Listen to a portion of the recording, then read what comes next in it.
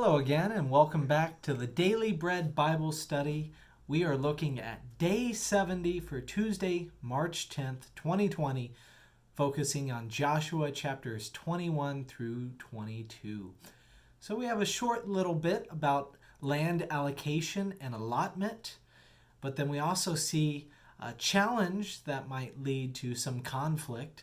And luckily, conflict will be averted here within the 12 tribes and the communities there. So let's move into the discussion there in Joshua 21.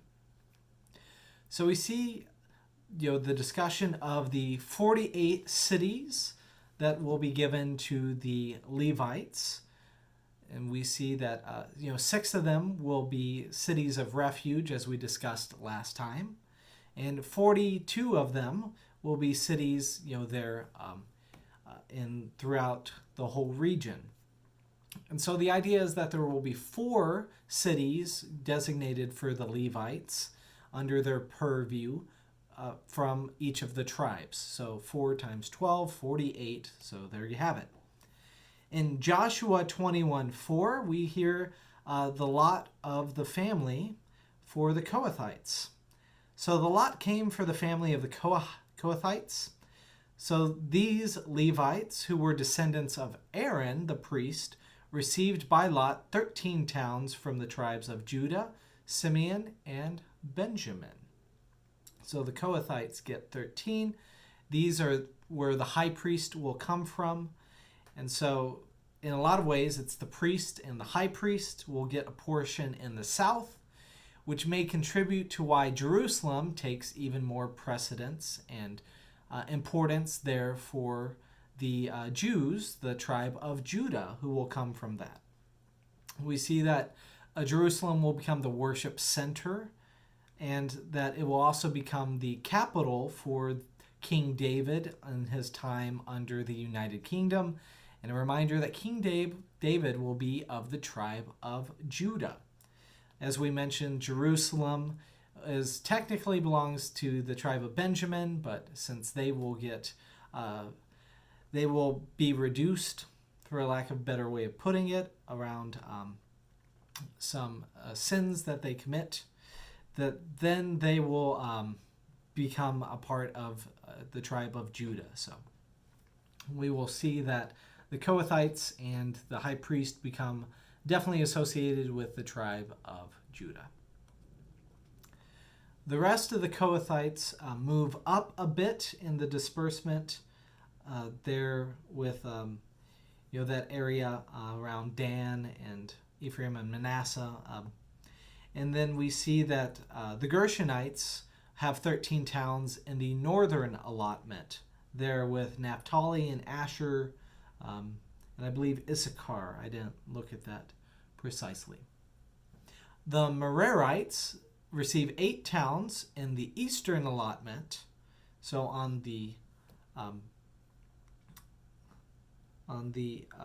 west, east. No, that's incorrect. They receive 8 towns on the western allotment. They're west of the Jordan River, in the area, and then the area with the Reubenites, the Gadites, they receive a few as well. No, I'm incorrect again.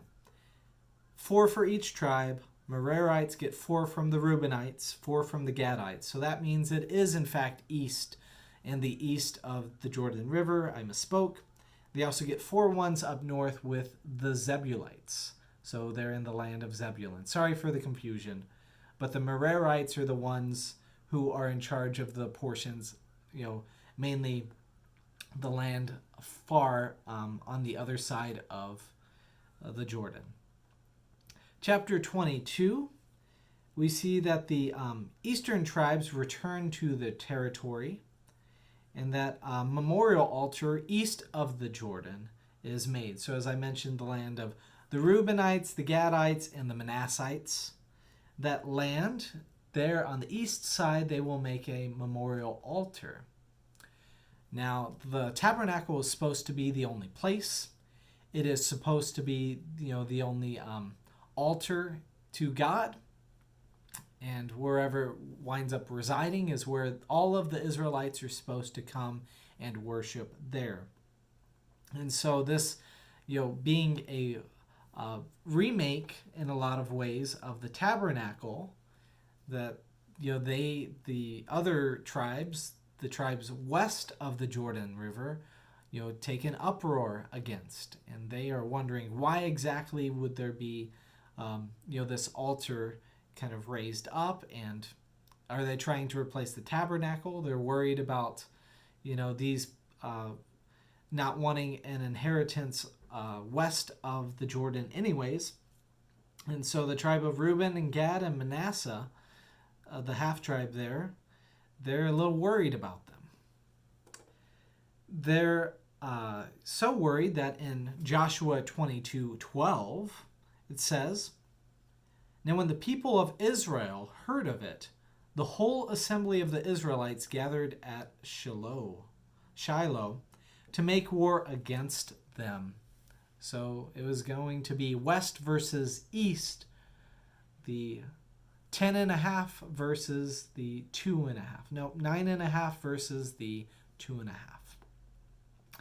But instead of that, they talk it out and they realize what the actual intentions were. It says in Joshua 22:28 through 29, "And we thought, if this should be said to us, or our descendants in time to come, ask about this altar, we could say, look at this copy of the altar of the Lord, which our ancestors made, not for burnt offerings, not for sacrifice, but to be a witness between us and you. Far be it from us that we should rebel against the Lord and turn away this day from following him by building an altar for burnt offering, for grain offering, or sacrifice, other than the altar of the Lord our God that stands before his tabernacle." So the other tribes hear it and says, oh, it's an altar of witness. And just one to give witness to the faith that they have, one that will be a little bit closer, but they will not offer sacrifices there. So the other tribes say, as long as you don't offer sacrifices here, we will be okay with it. So thus it says in Joshua 22:34, "The Reubenites and the Gadites called the altar of witness, for they say, it is a witness between us and that the Lord is God." So this gets into this whole idea of worship wars, of what is acceptable in our sanctuaries, what is acceptable for us to keep as remembrances, and just as long as we have any of these things that do not become idols or do not detract us from being able to come to worship with the community. We're called to worship together and to be of one mind and to be united in our worship practices. So may you feel that you are empowered to worship together, even when you're worshiping and remembering that we are dislocated and not physically together all the time. Hence why I'm making this Daily Bread Bible study.